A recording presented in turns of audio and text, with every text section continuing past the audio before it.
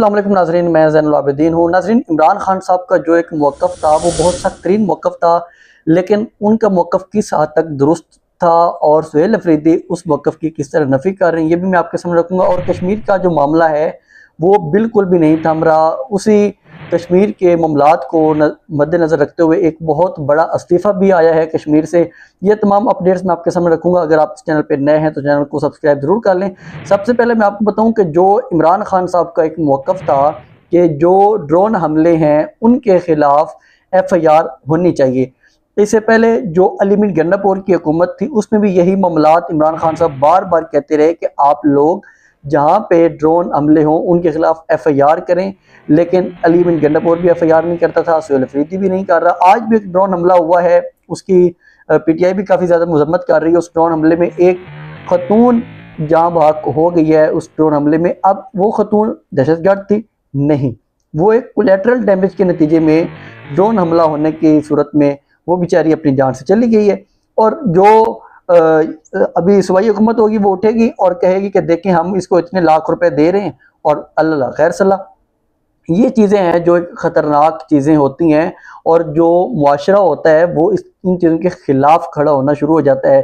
और दूसरी साइड पे जो बजट था उसको भी सुहेल अफरीदी ने बिल्कुल नज़रअंदाज किया। इमरान खान साहब की कोई मुलाकात नहीं हुई।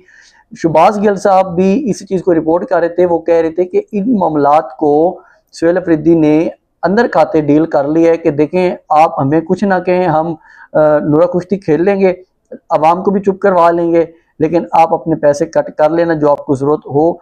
क्योंकि ना तो इमरान खान साहब से मुलाकात हुई है, कुछ भी नहीं हुआ और बजट भी पास हो गया, उसके बाद भी कोई मुलाकात नहीं हो पा रही और सिर्फ अपनी कुर्सियाँ बचाने के लिए लगे हुए हैं सारे। कश्मीर की जो सूरत हाल है वहाँ पे भी यही देखने में आ रहा है कि जो PTI का निशान है, इंतखाबी निशान, PTI को वो नहीं दिया जा रहा। वहाँ पे ऑलरेडी बातें चल रही हैं, जो बाखबर लोग हैं वो यही कह रहे हैं कि वो दिया जाएगा पीपल्स पार्टी को। और पीपल्स पार्टी मौलाना फजल रहमान के साथ जाके खड़ी हो गई है। और मौलाना फजल रहमान जो हैं वो कल तक बड़े यहाँ पे असम्बली में खड़े होकर भाषण दे रहे थे कि देखें आप कश्मीरियों के साथ बैठ के बातचीत करें, उनके फलां करें, उनका ये करें। लेकिन आज जिनकी हुकूमत है कश्मीर के अंदर पीपल्स पार्टी की, उन्हीं लोगों के साथ जाके ये खड़े हो गए। बेशक जो लोग ये करवाते रहे, इल्ज़ाम आता है ना कि देखें ये तो बड़े घर वाले ये सारे मामलात करवा रहे हैं, लेकिन हुकूमत किसकी है? अपने आप को डिसोन क्यों नहीं करते? अगर ये बिलावल भुट्टो साहब कहते हैं कि हम ये नहीं करवा रहे तो फिर आप इसको डिसोन करें। ये ओन भी करते हैं। वहाँ का IGP जो है वो भी ये कहते हैं कि हमारे अहकामात नहीं मान रहा, लेकिन हुकूमत लेके बैठनी है। बेशक जो चलाएं, जो कुछ करें, गंद कोई घोल के जाए और ये लोग बैठे हैं कि ठीक है आप जो भी गंद का टोकरा वो हमारे गले में आके डाल दें, हम हंसी खुशी इसको बजा लेंगे। और फिर कहते हैं कि हम इनके जो मुकदमात है कश्मीर के वो लड़ें और हम उन कश्मीर के जो लोग हैं उनके हक में बात भी करें। जो इससे पहले जो एक बड़ा इस्तीफ़ा आया है ना इन्हीं मामलात को देखते हुए, क्योंकि इलेक्शन है और पैसा खाना है सब ने बैठ के, इसीलिए सारी भाग दौड़ हो रही है कि अपना हिस्सा बांटने के लिए कि हमें कहाँ से हिस्सा मिलेगा, हमें कहाँ से भी हिस्सा मिलेगा। राजा तनवीर इलियास हैं जिनका एक बहुत बड़ा इस्तीफ़ा आया है कश्मीर से। राजा तनवीर इलियास को इमरान खान साहब ने अपने दौरे हुकूमत में वज़ीर आज़म भी बनवाया था, क्योंकि ये जो इस्टेब्लिशमेंट है ये उनके काफ़ी ज़्यादा नज़दीक था। इनको वहाँ पे वज़ीर आज़म बनवाया गया। जब इमरान खान साहब का हुकूमत ख़त्म हुई तो इन्होंने इमरान खान साहब को छोड़ दिया और फिर ये चले गए IPP में कि हम इस्तेकाम पाकिस्तान पार्टी में चले गए और हम इस्तेकाम लेके आने लगे। ये वहाँ पे चले जाते हैं, वहाँ से फिर ये कुछ दिनों बाद जहांगीर तरीन और अलीम खान को छोड़ते हुए आ जाते हैं पीपल्स पार्टी में।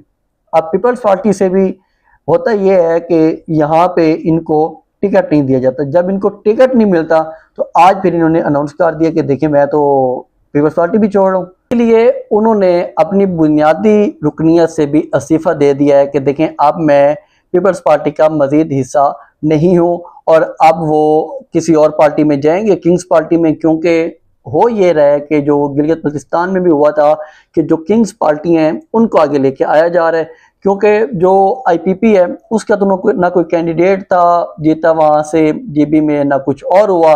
लेकिन जो आज़ाद उम्मीदवार थे वो उठते हैं और उठ के चले जाते हैं इस्तेकाम पाकिस्तान पार्टी में। अब वो पता नहीं कौन से इस्तेकाम लेके आने जा रहे हैं। और मज़े की बात यह है कि वहाँ पे जो इलेक्शन कमीशन बैठा हुआ है वो उठ के उनको मखसूस नशिस्तें भी दे देता है। उनको कहता है कि ठीक है जी, ये लोग आ गए, ये आप इस पार्टी में, और एक मखसूस नशिस्त भी मिल जाएगी। और वहाँ पे फिर बिला मुकाबला बिलावल भुट्टो का जो वज़ीर आला बन जाता है, अपोजिशन लीडर बन जाता है, एक PMLN का बिला मुकाबला, कोई मुकाबले में आता ही नहीं है। इस तरह के ये इलेक्शन हो रहे हैं, अवाम का पैसा ज़ाया किया जा रहा है। ये जो हुकूमतें बनाने वाले हैं उनको चाहिए कि खुदारा अवाम का ये जो टैक्स का पैसा है ये तो ज़ाया ना करें, वो कम से कम इन्हीं पार्टियों से पैसे ले लें। ये किंग्स पार्टियां जो हैं, पैसे वाली पार्टियां, इन्हें कहें कि आप लगाएं यहाँ पे 20-30 अरब रुपया इलेक्शन करवाने के लिए। अवाम का टैक्स का पैसा उठा के आप दे रहे होते हैं कि यहाँ पे इलेक्शन लड़ लें, और फिर उसके बाद फिर उन्होंने अपनी मर्जी का जो जीतता है उसको मार धाड़ करके कभी इधर लगा लिया, कभी इधर लगा लिया। तो ये एक मजाक जो हो रहा है इस मुल्क में, इसको बंद होना चाहिए कि पता नहीं कब ये लोग बंद करेंगे, क्योंकि इनका अभी तक तो कोई इरादा नहीं है कि हम इस किस्म के जो भी मामलात हैं ये हम लोग बंद करें। अब हो ये रहा है कि जो ये कश्मीर में जो फैसल मुमताज़ राठौर हैं उनका भी एक बड़ा अजीब बयान आता है। उनका ये बयान आता है कि हम जो मुहाजिरीन की नशिस्तें हैं उनका गिला बिल्कुल बजा है या उनका मुतालबा बिल्कुल जायज़ है। तो यही फैसल मुमताज़ राठौर हैं इस वक्त जो वज़ीर आज़म थे आज़ाद कश्मीर के, उनकी हुकूमत के अंदर ही इन लोगों के ऊपर मार धाड़ शुरू हुई, इन लोगों के ऊपर क्रैकडाउन शुरू हुआ, इन लोगों को गोलियां मारी गई कश्मीरी अवाम को, लेकिन उन्होंने कुछ नहीं बोला। अब जब इलेक्शन की बारी आई है तो अब इनको बोलना याद आ गया है, क्योंकि असल मामला ये है कि जो वहाँ से ग्राउंड सहाफ़ी रिपोर्ट कर रहे हैं वो ये रिपोर्ट कर रहे हैं कि ये लोग अब अपने हलकों में जाने से कतरा रहे हैं, क्योंकि इन्होंने जुल्म इतना कर लिया है कि कश्मीरी अवाम जो है वो अब इनसे बहुत ज़्यादा मुतनफ़र हो चुकी है।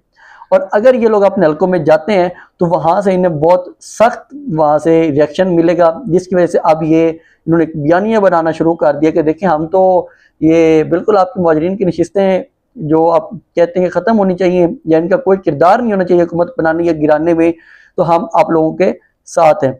लेकिन देखें जो फैसल मुमताज़ राठौर है ना, इनके जो हेड हैं, चेयरमैन है बिलावल भुट्टो सरदारी, उन्होंने एक दिन बयान दिया था यही वाला, फिर उनको बड़े घर से ऑर्डर आ गया कि खबरदार आप लोग अपनी लिमिट में रहें, लिमिट क्रॉस न करें, और उनको पता है कि हमारी लिमिट्स क्या हैं।